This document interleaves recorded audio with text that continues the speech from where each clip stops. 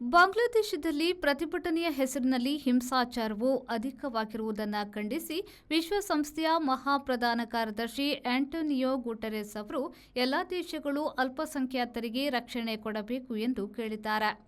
ಹಿಂಸೆಯಿಂದ ಹಿಂಸೆಯನ್ನ ಹುಟ್ಟಿಸುವ ಛಾಯಮಾನವು ಲೋಕದಲ್ಲಿ ಅಧಿಕರಿಸಿದೆ. ಬಾಂಗ್ಲಾದೇಶದಲ್ಲಿ ನಡೆದಿರುವ ವಿದ್ಯಮಾನಗಳು ಲೋಕಶಾಂತಿಗೆ ಮಾರಕ. ಅಲ್ಲಿ ಯಾರದ್ದೇ ಕೊಲೆಯಾಗಿರಲಿ ಅದು ಸ್ವಾಗತಾರ್ಹವಲ್ಲ.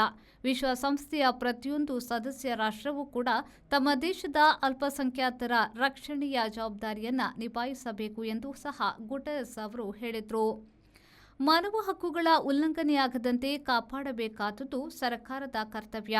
ಆದರೆ ಸರ್ಕಾರಗಳು ಆ ಜವಾಬ್ದಾರಿ ನಿಭಾಯಿಸದಿರುವುದು ವಿಷಾದನೀಯ ಎಂದು ಹೇಳಿದರು.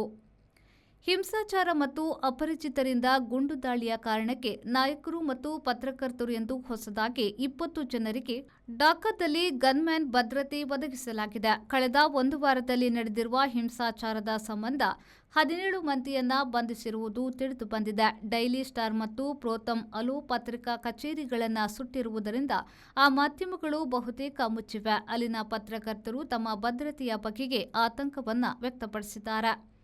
ಭಾರತ ಮತ್ತು ಬಾಂಗ್ಲಾದೇಶಗಳು ತಾತ್ಕಾಲಿಕವಾಗಿ ವೀಸಾ ನೀಡಿಕೆಯನ್ನ ನಿಲ್ಲಿಸಿವೆ. ವೀಸಾ ಸೇವಾ ಕಚೇರಿಗಳನ್ನೇ ಸದ್ಯ ಮುಚ್ಚಿವೆ. ಇತ್ತ ಪ್ರತಿಭಟನೆಗೆ ಕಾರಣವಾದ ವಿದ್ಯಾರ್ಥಿ ನಾಯಕಿ ಓಸ್ಮಾನ್ ಹದಿಯನ್ನ ಕೊಂದವರು ಯಾರು? ತನಿಖಾ ಸಂಸ್ಥೆಗಳು ಅವರನ್ನ ಪತ್ತೆ ಮಾಡಲು ಇಲ್ಲವೇ ಬಂಧಿಸಲು ವಿಫಲವಾಗಿರುವುದು ಆ ಸಂಘಟನೆಯವರನ್ನ ಕೆರಳಿಸಿದೆ. ಈ ನಡುವೆ ಮಧ್ಯಾವಧಿ ಸರ್ಕಾರದ ಮುಖ್ಯಸ್ಥ ಮೊಹಮ್ಮದ್ ಯೂನುಸ್ ಯುಎಸ್ಎಯ ರಾಯಭಾರಿ ಸೆರ್ಗಿಯೋ ಗೋರ್ ಅವರನ್ನ ಭೇಟಿಯಾಗಿ ಮಾತನಾಡಿದರು.